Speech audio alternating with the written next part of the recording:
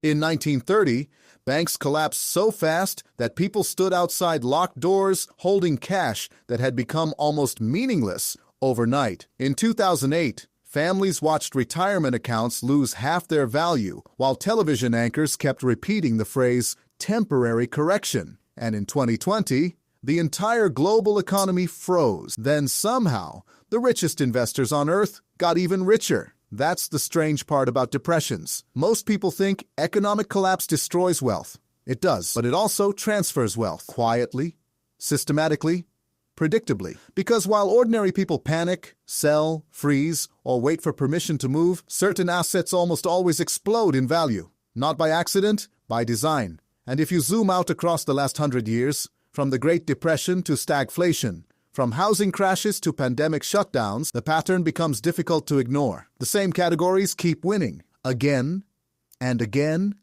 and again. Not every company, not every investment, but certain assets behave almost like escape pods during economic collapse, which raises an uncomfortable question. If depressions are so destructive, why do some fortunes only seem possible because of them? To understand that, you have to stop thinking about depressions as random disasters. They're not random. They're pressure tests. And pressure reveals where money actually wants to go. Because when fear spreads through the economy, investors suddenly stop caring about hype. They care about survival, liquidity, scarcity, control, cash flow, and most importantly, trust. That's the hidden engine underneath every depression. Trust disappears first, then prices follow. Businesses fail because banks stop lending. Banks stop lending because they stop trusting borrowers. Consumers stop spending because they stop trusting the future. And governments respond the same way almost every time. They print money, lower interest rates, inject stimulus, guarantee debt, bail out institutions. In other words, they flood the system with liquidity to stop panic from turning into total collapse. But here's the irony. The rescue plan often becomes the fuel for the next wealth explosion, because newly created money doesn't spread evenly through society. It flows toward assets first, and the people closest to those assets usually benefit before everyone else even realizes what's happening. That's why depressions create two completely different realities at the same time. One reality is layoffs, bankruptcies, and shrinking wages. The other is asset inflation hiding in plain sight. And historically, 6 types of assets repeatedly absorb that flood of money better than almost anything else. The first is gold.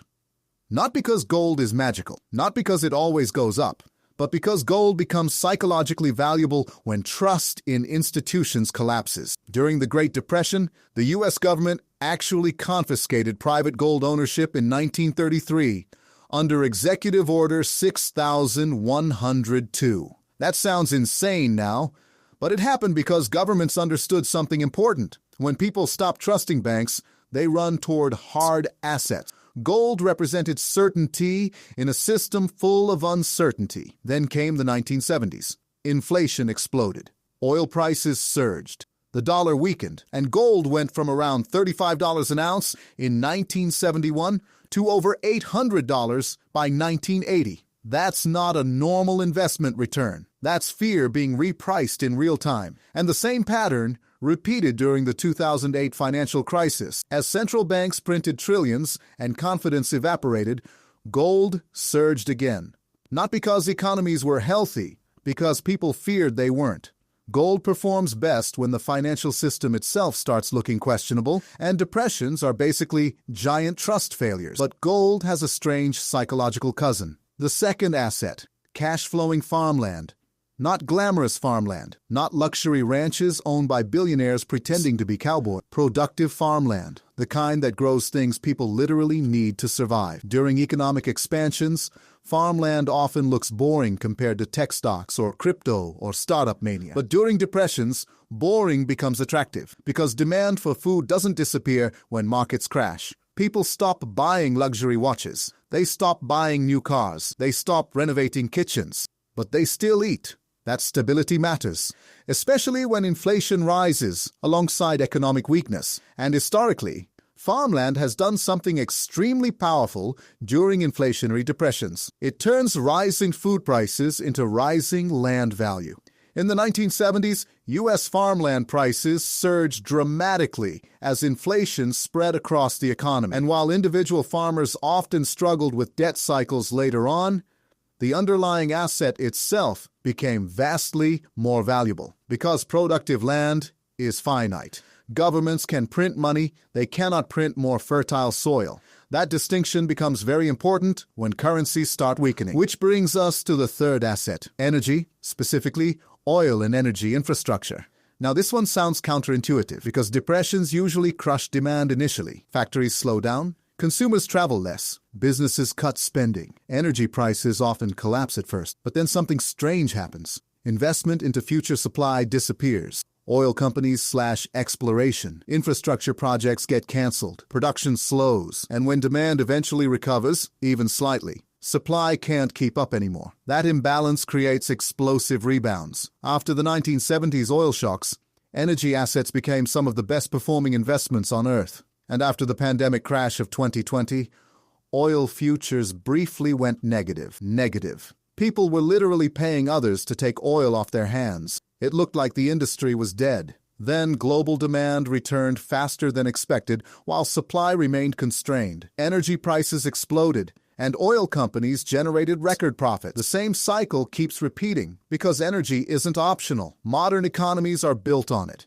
Every supply chain, every shipment, every factory, every server farm, every grocery store. Civilization runs on energy so completely that most people only notice it when it breaks. And depressions tend to break things, which leads directly into the fourth asset, residential real estate, specifically income-producing housing in economically resilient areas. Now this one requires nuance, because depressions absolutely destroy over-leveraged real estate speculation. That happened in 2008. Entire neighborhoods collapsed under bad mortgages and cheap credit. But something else happened immediately afterward. Institutional investors started buying homes at massive discounts, quietly, aggressively. Blackstone alone purchased tens of thousands of houses after the crash. Because once panic forced prices downward, rental income suddenly became extremely attractive. That's the hidden distinction most people miss. There's a difference between housing as speculation and housing as cash flow. People need shelter during depressions too. In fact, economic instability often increases long-term renting because fewer people qualify for mortgages. So while homeowners suffered, large investors accumulated properties cheaply and converted them into long-term rental machines. And then central banks lowered interest rates near zero for years, which pushed housing prices even higher. Again, the bailout liquidity flowed into asset, not evenly into society, into asset. That pattern is so consistent, it almost stops feeling accidental. And now we arrive at the fifth asset, high-quality stocks, not meme stocks, not companies surviving on hype and debt. Actual businesses with pricing power, strong balance sheets, and essential demand. Depressions kill weak companies faster than almost anything else. Cheap debt disappears. Consumers become selective, margins collapse, but dominant companies often emerge even stronger because weaker competitors fail first. Look at companies like Coca-Cola during the Great Depression, or Apple and Amazon after 2008, or major technology giants after 2020. Crisis environments tend to concentrate power. That's one of the least discussed features of capitalism. When smaller competitors collapse, stronger firms absorb market share. And central bank policy unintentionally accelerates this. Low interest rates disproportionately benefit large corporations with access to cheap capital. So while the public sees economic suffering, dominant firms quietly become more dominant. That's why stock markets sometimes recover long before ordinary workers do. The market is not measuring human well-being. It's measuring ownership. That distinction matters more than most people realize, especially now. Because modern depressions increasingly revolve around who owns productive assets versus who depends entirely on wages. And that brings us to the sixth asset, the most controversial one, Bitcoin. Not because it has centuries of history like gold. It doesn't. Not because it's stable. It definitely isn't.